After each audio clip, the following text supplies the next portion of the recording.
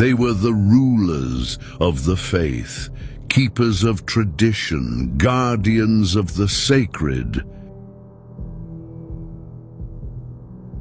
But when God Himself walked among them, they didn't fall at His feet. They plotted His death.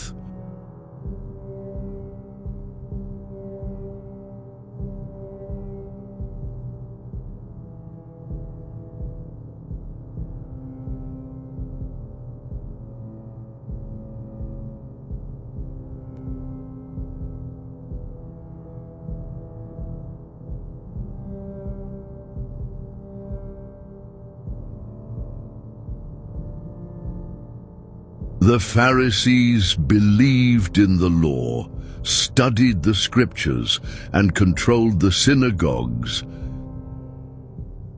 The Sadducees ruled the temple, aligned with Rome, and silenced dissent with influence.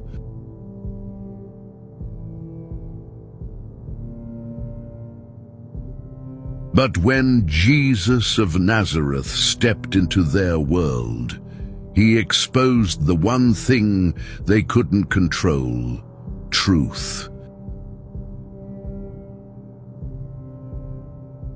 And they hated Him for it. Every question they asked was a trap. Every law they twisted was a weapon. But every time, He answered with power. They accused, He forgave. They condemned, He healed. They judged, He loved. And so, they chose a cross over a crown, a murderer over the Messiah. Decades later, the temple fell, stone by stone, fire by fire, the system collapsed.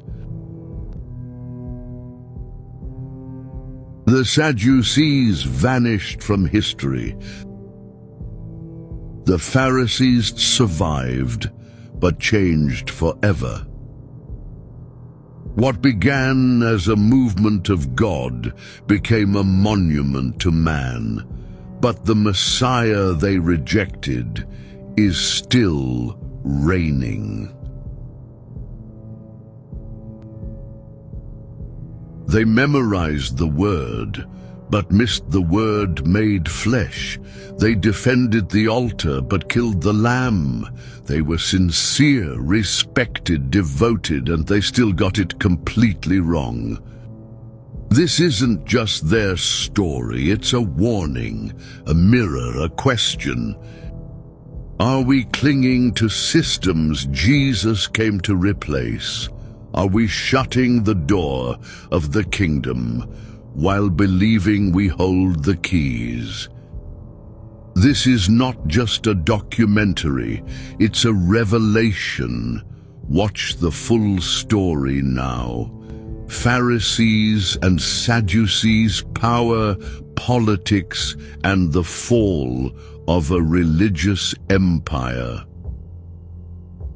Before the Pharisees and Sadducees ever took their first steps into history, the land of Israel had already seen centuries of transformation, trauma, and spiritual rebirth. To truly grasp their origins, we have to travel back to a time of exile, return, and reconstruction. In 586 BCE, Jerusalem fell. The Babylonian Empire crushed Judah, burned the temple to the ground, and dragged its people into exile. The center of Jewish life, both spiritual and national, was torn away in a moment. Priests, prophets, commoners, all uprooted. For nearly 50 years, the exiled Jews wept by the rivers of Babylon, mourning what was lost. But in this tragic moment, something remarkable began to happen.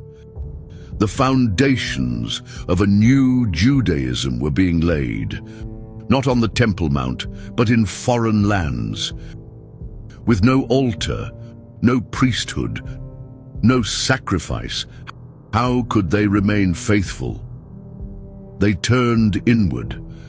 Synagogues began to form, not as we know them today, but as spaces where the Torah could be read and remembered.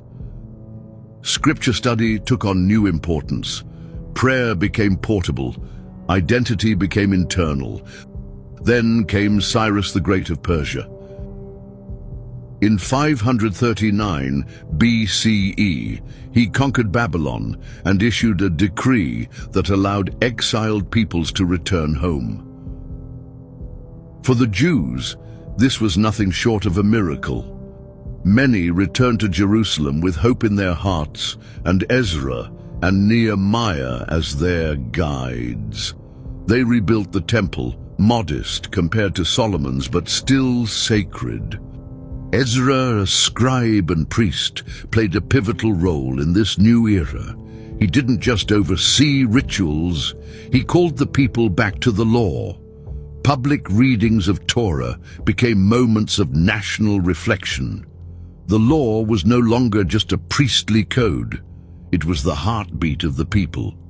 The written Torah, its interpretation, and how it was applied in everyday life started becoming central. But this new beginning wasn't without division. The returnees from exile found their homeland occupied by those who had never left. Tensions grew. Who had the authority to define Judaism now? Was it the returning elites or the commoners who had stayed and adapted? And soon, another cultural earthquake shook the land: Greece.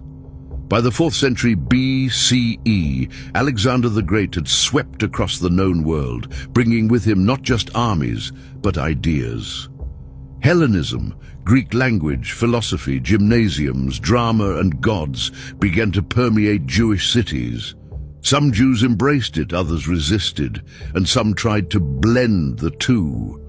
This period saw the birth of a cultural divide that would echo for generations. Those who sought to preserve Jewish distinctiveness versus those who were open to reform and integration. Then came the Seleucid Empire, inheriting parts of Alexander's conquests, and with it Antiochus IV Epiphanes, a name burned into Jewish memory. He outlawed Jewish practices, desecrated the temple, and erected an altar to Zeus. It was a dark time, but it sparked something fierce. Out of this oppression rose the Maccabees, a family of priestly rebels who led a revolt and reclaimed the temple in 164 BCE. This wasn't just a military victory, it was a spiritual revival. The rededication of the temple gave birth to Hanukkah, a festival of light and resistance. The Maccabees, or Hasmoneans, became both kings and high priests, a controversial move. Religion and politics became deeply intertwined. They claimed divine authority, but also embraced Hellenistic titles and customs. Their reign brought stability, but also corruption and conflict. And it was in this atmosphere of post-exilic reform, Hellenistic pressure, and Hasmonean rule that the seeds of the Pharisees and Sadducees were sown. The people needed guidance. They needed voices. And two very different groups began to emerge. The early scribes, descendants of Ezra's reforms, began to evolve. They weren't priests, but they held the people's respect. They interpreted the Torah, debated its meaning, and taught it in local gatherings. These were the spiritual ancestors of the Pharisees. Meanwhile, the priestly elites who held sway in the temple, now enmeshed with the Hasmonean dynasty, consolidated power. They were deeply involved in sacrifices and rituals. They aligned themselves with political rulers.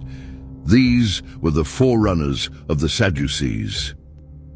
By the 2nd century BCE, these groups began to crystallize.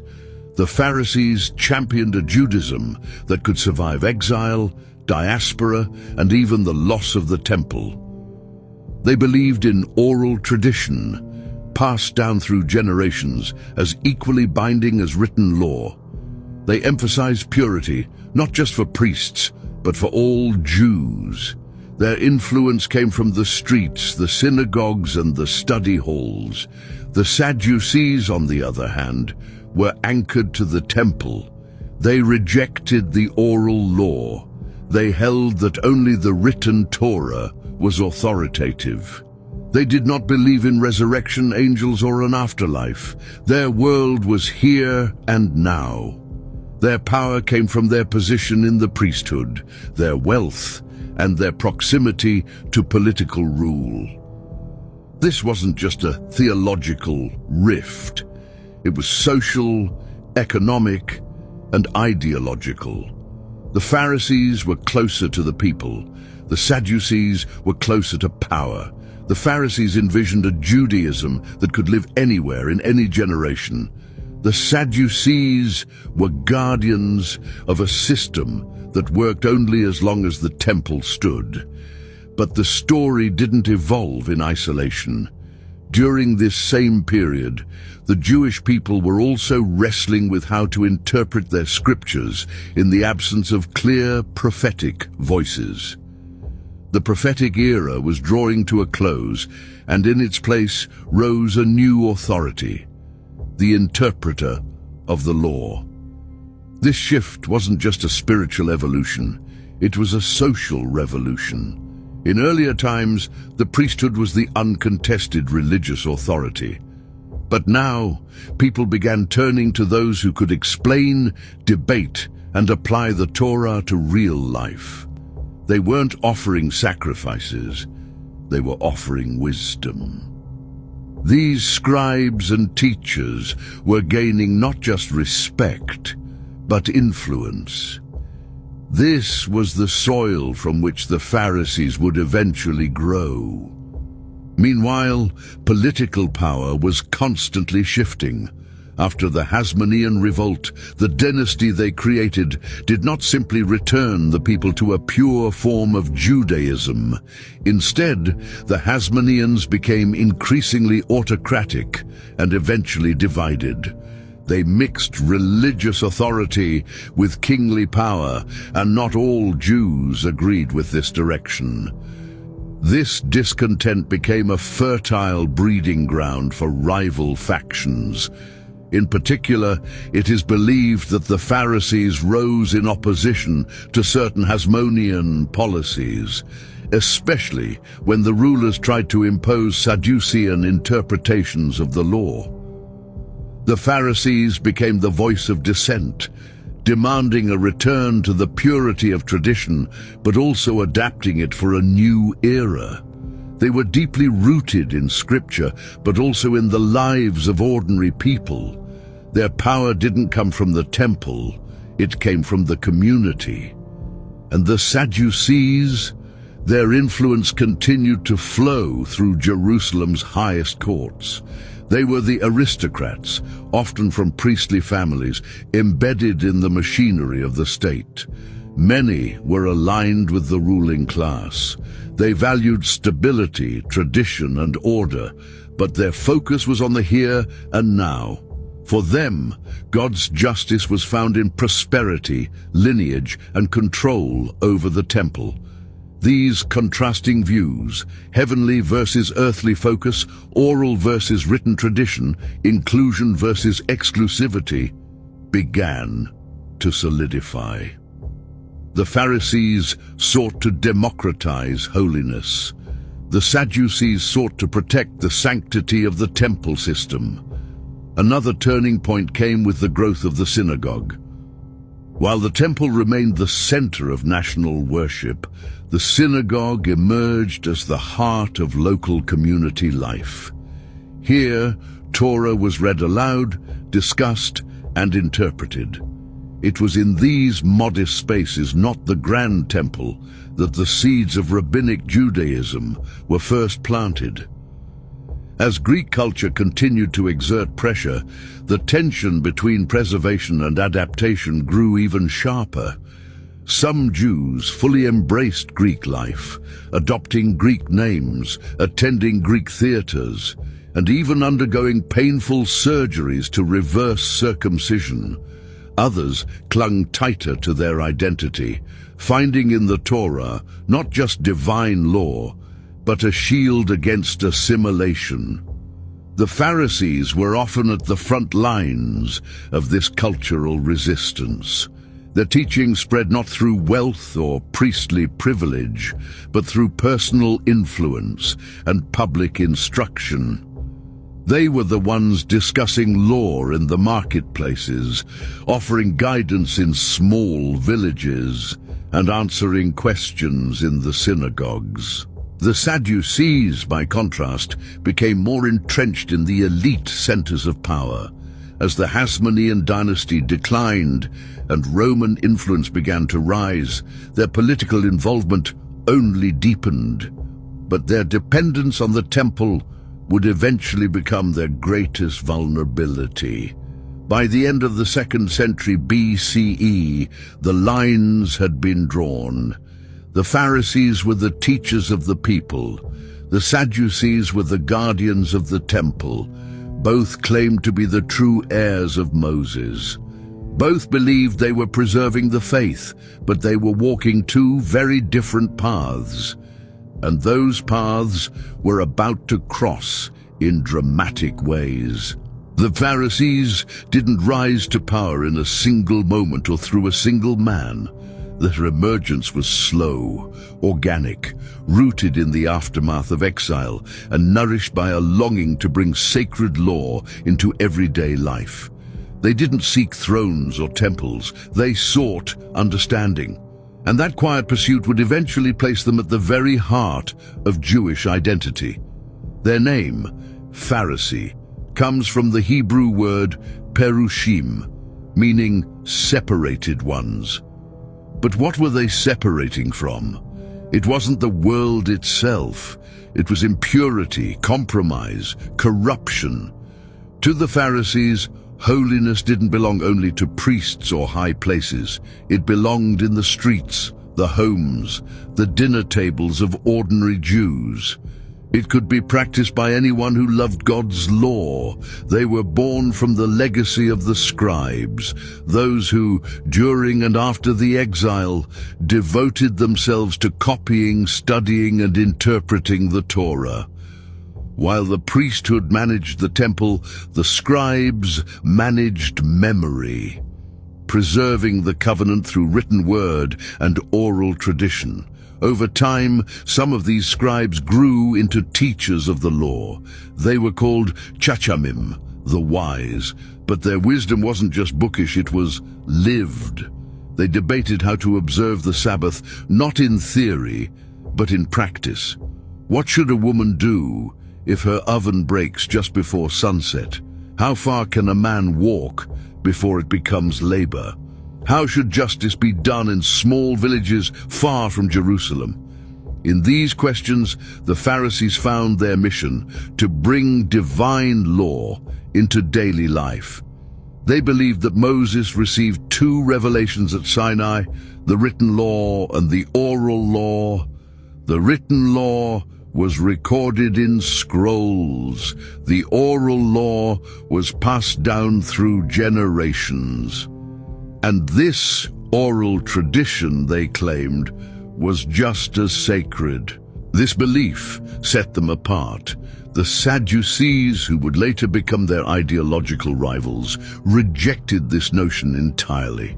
For them, only the written Torah had authority. But the Pharisees saw the oral law as the living heartbeat of Judaism, dynamic, interpretive, and responsive to real-world situations. Their teachings took root in synagogues across Judea and Galilee. Unlike the centralized worship of the temple, the synagogue was local, personal, and participatory. It was here that Pharisaic influence grew, not by decree, but by dialogue. They didn't rule, They reasoned, they taught, they listened, and in doing so, they gained the respect of the people. The Pharisees emphasized three central practices: Torah, study, prayer, and acts of kindness. These were things anyone could do, regardless of wealth or birth. In a society where religious privilege was often linked to lineage, the Pharisees opened the doors of holiness to everyone. They also believed in the resurrection of the dead, angels, and divine judgment in the afterlife, concepts that were gaining traction in Jewish thought, possibly influenced by Persian ideas. These beliefs gave hope to the oppressed. Justice wasn't just for this life, it was eternal, but their journey wasn't without opposition. During the Hasmonean dynasty, especially under rulers like John Hyrcanus, tensions between Pharisees and Sadducees intensified. Initially, the Hasmoneans had Pharisaic sympathies, but as they sought political legitimacy and priestly authority, they leaned toward the Sadducees, who supported their consolidation of temple power. Hyrcanus, once friendly with the Pharisees, turned against them when they questioned his lineage and fitness to serve as high priest. This began a period of political suppression for the Pharisees. They were barred from certain courts, silenced in some synagogues, and mocked by the elite. Yet they endured. Why? Because their strength wasn't in institutions, it was in the people. They had planted their teachings in the hearts of the masses, and no king or priest could uproot that.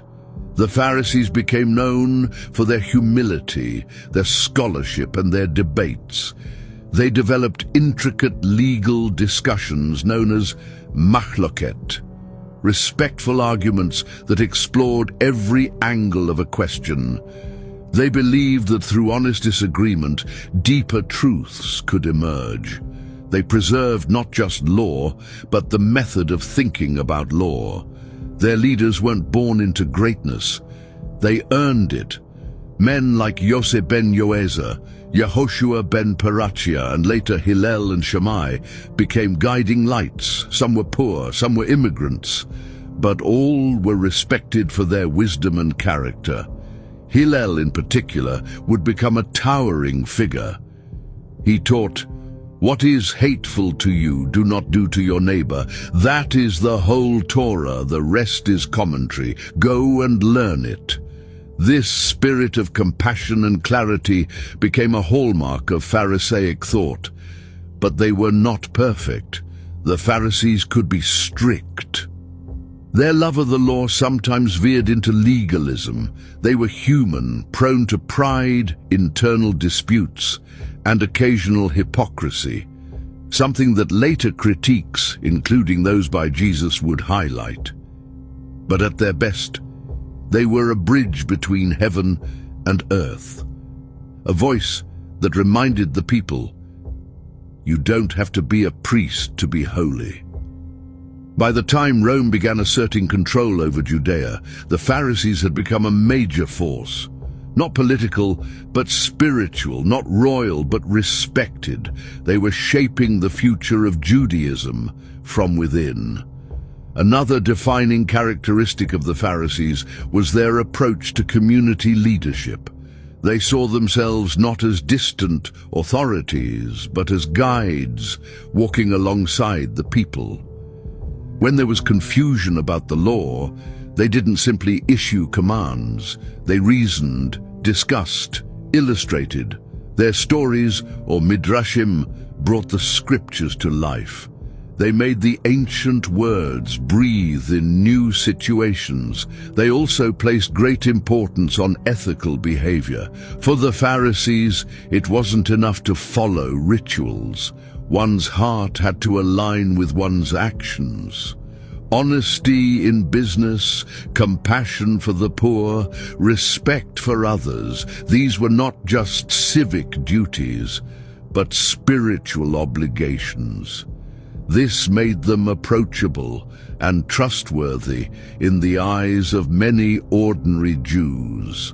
Unlike the Sadducees, who often isolated themselves among the upper echelons of society, the Pharisees were embedded in local life.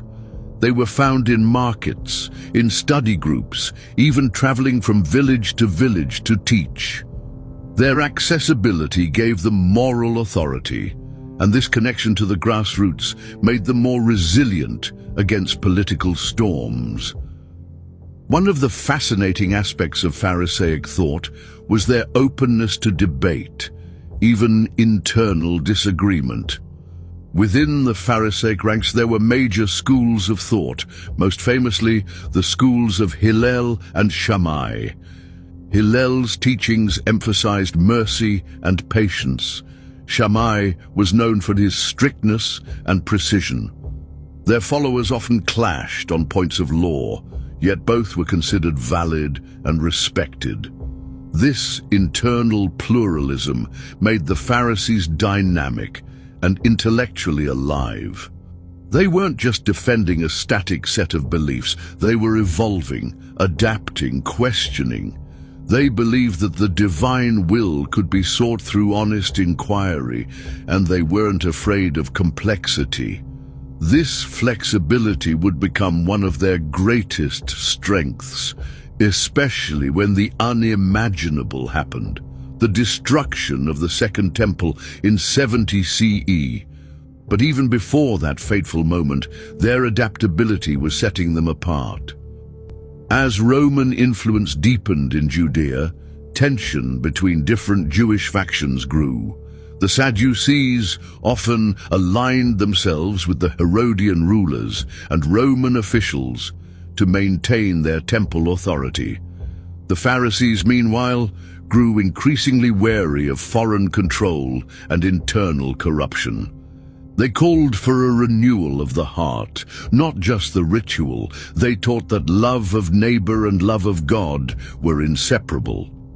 They reminded people that the true sanctuary of God was not just in stone and gold, but in the way a person lived. This message resonated deeply, especially among the oppressed and marginalized. While the Sadducees preserved the grandeur of a system centered on sacrifice, the Pharisees offered a vision of faith that could be practiced anywhere, even in exile. And so their influence spread. Not everyone admired them. Critics accused them of legalism, of adding burdens through endless rules. But others saw in them the protectors of a faith that could endure beyond war, exile, and empire. Their story is not just one of religious leadership. It's a story of resilience, of wisdom passed from parent to child, teacher to student, generation to generation. A story of how law became love and tradition became life. And perhaps that is the most remarkable thing about the Pharisees. Their vision wasn't limited to the moment they lived in. They were building something that could outlast kingdoms, something flexible enough to survive loss, and yet firm enough to hold a people together. They saw faith not as a relic of the past, but as a path forward. Through their efforts, the spirit of Judaism became something portable, teachable, and deeply personal. They didn't just preserve the law, they made it live. If the Pharisees were born from the grassroots, rising from the hearts and homes of everyday people, the Sadducees were born in marble halls and temple courts. They were the aristocrats, the priests, the old guard of religious authority. Where the Pharisees embraced adaptability, the Sadducees clung to tradition, at least the parts that secured their place in the hierarchy. Their name likely comes from Zadok, the high priest during the time of King David and Solomon. The Sadducees claimed descent from him, and thus a divine right to priestly leadership. They saw themselves as the rightful stewards of the temple, the sacrificial system, and the religious calendar of Israel. Their authority wasn't debated, it was inherited. Their domain was the temple, and everything that surrounded it: sacrifices, festivals, purity rituals, and tithes. And in the temple, they held court, not just religiously but economically. Control of the temple meant control of immense resources. Pilgrims came from all over the Jewish world to offer sacrifices. Livestock, grain, money, all flowed through temple gates. And the Sadducees oversaw it all. They were the elite, wealthy, educated, and connected. Many Sadducees were members of the Sanhedrin, the Jewish high court. They lived in luxury compared to the average Judean. Their homes in Jerusalem were adorned with mosaics and stone carvings. Their influence was felt not just in religion, but in politics. This is where the Sadducees set themselves apart, not just from the Pharisees, but from much of the Jewish population. They actively aligned themselves with foreign rulers, first the Hasmoneans and later the Romans. To the Sadducees, compromise with power wasn't betrayal, it was survival. Maintaining the temple required stability, and stability came from diplomacy. But this alliance came at a cost. While they held power at the top, they began losing respect at the bottom. The common people, increasingly influenced by Pharisaic teaching, saw the Sadducees as out of touch. Their rejection of the oral law alienated them from the broader spiritual discourse happening in synagogues and study circles. Doctrinally, the Sadducees were radically different from the Pharisees. They accepted only the written Torah, the first 5 books of Moses, as authoritative. Prophets and writings were not on equal footing, nor did they believe in the resurrection of the dead, in angels, or in any kind of afterlife. For them, the rewards and punishments of life were experienced here and now. This materialist worldview may seem cold today, but it made sense in their context. If God had made a covenant with Israel, and if they were the custodians of his temple, then blessings should be evident in this life, in land, power, and peace. The afterlife was a foreign, unnecessary distraction. Their literalist approach to Scripture also meant they resisted innovations in the law. Where the Pharisees saw room for interpretation and adaptation, the Sadducees saw only what was written. No expansions, no oral traditions, just the text. Despite these rigidities, the Sadducees were highly intelligent, their legal minds were sharp, their command of temple law unparalleled. They presided over disputes, issued judgments, and maintained order. In many ways, they were the institutional memory of ancient Israel's priestly heritage. But they were also vulnerable. Their entire identity was wrapped around the temple. Without it, they had nothing. No synagogues to fall back on, no grassroots movement. Their theology, practice, and power were geographically and spiritually rooted in a single location, a single structure. This dependence made them fierce defenders of the status quo. Any movement that threatened the temple's authority or their own was met with suspicion or suppression. This included the Pharisees, and it certainly included a carpenter's son from Galilee named Jesus. The ideological rift between the Pharisees and Sadducees was not confined to academic disputes. It shaped public perception and national identity. People in the marketplaces debated halakhic interpretations just as passionately as they debated Roman taxes. These weren't remote religious ideas. They were questions that affected their daily food, mourning customs, and social status. Imagine a young boy growing up in Judea, listening to his father describe why they washed their hands before eating, or why they refused to mix linen and wool. These practices were not just rules, they were part of a living relationship with God. For Pharisees, each law held layers of meaning, cultivated over generations of dialogue and tradition. For the Sadducees, simplicity and textual clarity were paramount. If it wasn't in the Torah, it had no place in the faith. Meanwhile, among the people, new messianic movements began to rise. Prophets, preachers, and would-be deliverers filled the streets. The air was thick with hope, fear, and revolutionary fervor. Many Pharisees remained cautious, concerned about the theological implications of false messiahs. The Sadducees feared any disruption that might endanger the temple's fragile peace.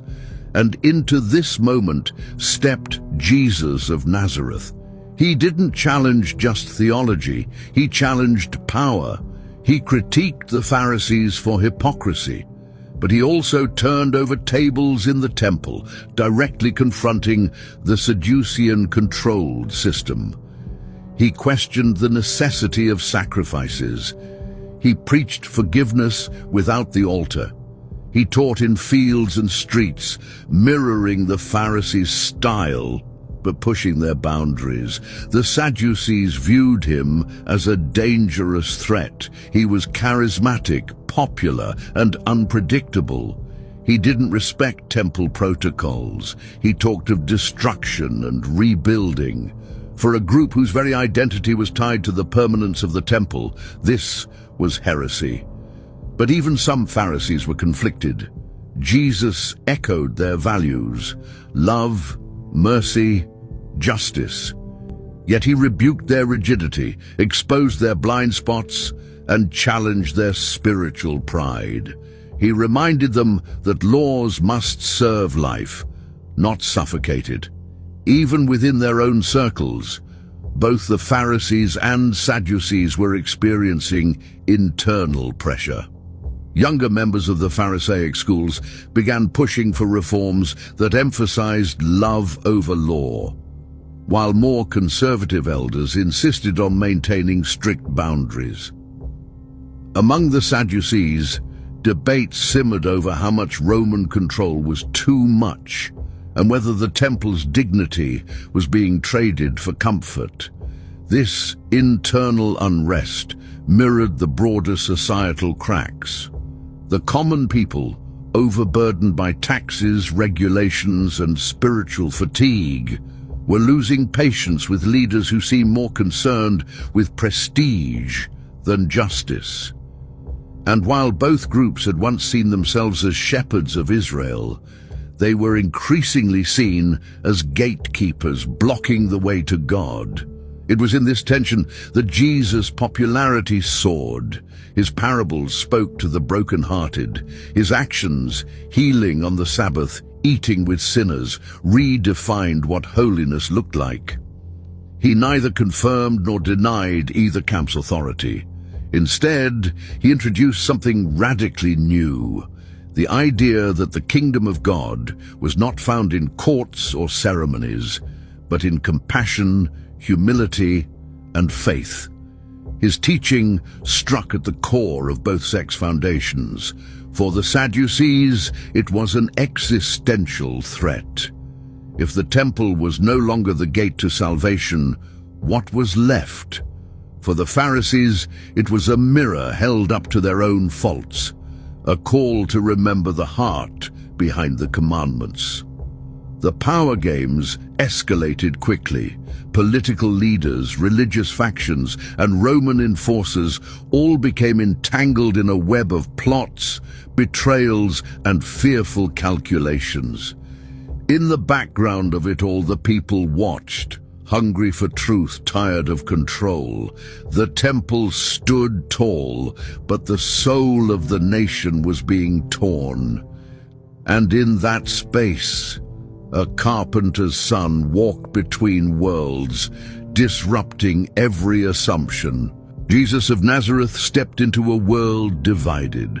The Pharisees and Sadducees had already carved their identities into Jewish life, one through tradition and teaching, the other through temple and control. But Jesus was different. He wasn't a rabbi trained in Pharisaic schools, nor was he a priest from the Sadducean elite. He was an outsider, a carpenter from Galilee with no formal status, yet he spoke with a kind of authority that neither group could ignore. His encounters with both the Pharisees and Sadducees were defining moments, not just for his own ministry, but for the evolution of Jewish and Christian thought. These weren't simple debates. They were spiritual confrontations. Jesus didn't enter the fray to join a side. He came to challenge the very foundation of how power, piety, and righteousness were being defined. Let's begin with the Pharisees. Jesus shared more theological ground with the Pharisees than with the Sadducees. He believed in the resurrection, in angels, in divine judgment. He taught in parables, interpreted the Torah, and spent time in synagogues. And yet, his most pointed critiques were often aimed at the Pharisees. Why? Because they were the closest to what he believed, and because they held a deep influence over the people. When he saw Pharisees placing legal burdens on the poor while neglecting mercy, he called them out. When he saw them seeking public praise instead of inner transformation, he used sharp, poetic language to reveal their hypocrisy. "Woe to you, teachers of the law and Pharisees, you hypocrites," he said. "You clean the outside of the cup and dish, but inside they are full of greed and self-indulgence." But these weren't just insults, they were prophetic warnings. Jesus saw the danger of empty ritual, of law without love. His goal wasn't to destroy the Pharisaic tradition, but to purify it. He wanted to restore the soul behind the rules, the heart behind the holiness. Not all Pharisees rejected him. Nicodemus came to him by night, seeking truth. Others invited him to meals, listened to his teachings, even warned him of plots against his life. His relationship with the Pharisees was complex, marked by conflict, but also conversation. The Sadducees were different. Jesus had fewer interactions with them, but those moments were explosive. They often tried to trap him with clever legal puzzles. In one instance, they asked him about the resurrection, presenting a hypothetical scenario about a woman who had been married to 7 brothers. "At the resurrection," they asked mockingly, "whose wife will she be?" Jesus responded not with scorn, but with revelation. "You are in error," he said, "because you do not know the scriptures or the power of God. In the resurrection, people will neither marry nor be given in marriage. They will be like the angels in heaven." It was a stunning rebuke. He challenged their disbelief in the afterlife and exposed the limits of their literalism. To them, the resurrection was a fantasy. To Jesus, it was the cornerstone of hope. But perhaps his most radical encounter with the Sadducean system was not verbal, it was physical. He entered the temple courts and turned over tables. He drove out money changers. "My house will be called a house of prayer," he declared, "but you are making it a den of robbers."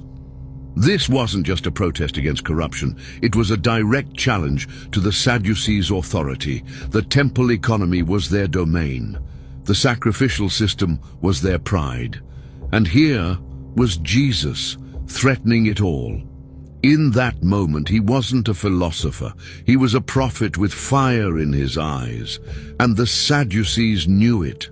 From that point on, their resolve to eliminate him hardened. These confrontations revealed a deep truth. Jesus wasn't trying to fit into the existing categories. He was creating a new one that saw purity not in hand-washing but in peacemaking, one that saw holiness not in temple rituals but in caring for the least. And this vision frightened both sects. The Pharisees feared the loss of structure, the Sadducees feared the loss of power, and Rome feared the loss of control. The deeper Jesus delved into public teaching, the more confrontational his presence became for both religious groups. He was not simply offering theological nuance, he was subverting entire systems of status, ritual, and exclusivity. To the Pharisees, Jesus was a paradox. He taught Torah, but walked through grain fields on the Sabbath. He honored the prophets, but dined with sinners.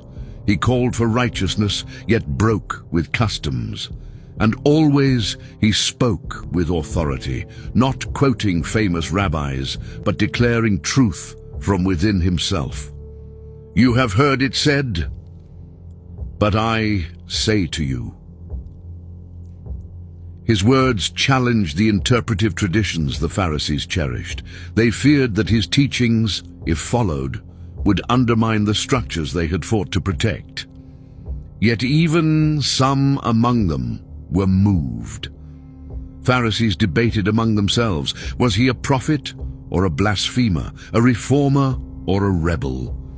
The diversity within their ranks meant that not all opposed him. Some were drawn to his wisdom. Others feared the crowd's growing devotion more than the man himself. The Sadducees, however, felt little ambiguity. To them, Jesus was dangerous, not just because of his resurrection teaching, but because of what it meant for their hold on the temple. If people no longer needed priests and sacrifices to access God, what then? Jesus' movement threatened the very pillars of their power: ritual, hierarchy, and the exclusivity of the sacred space. Behind closed doors, both Pharisees and Sadducees debated what to do. The Sadducees had more political leverage. The Pharisees had more spiritual sway. Together, they found common cause in preserving the fragile status quo. They reached out to Herodians and Roman officials. They whispered about blasphemy and unrest. And eventually, they seized him. But even in death, Jesus challenged their narratives. History is a mirror that shows us who we are by reflecting who we've been.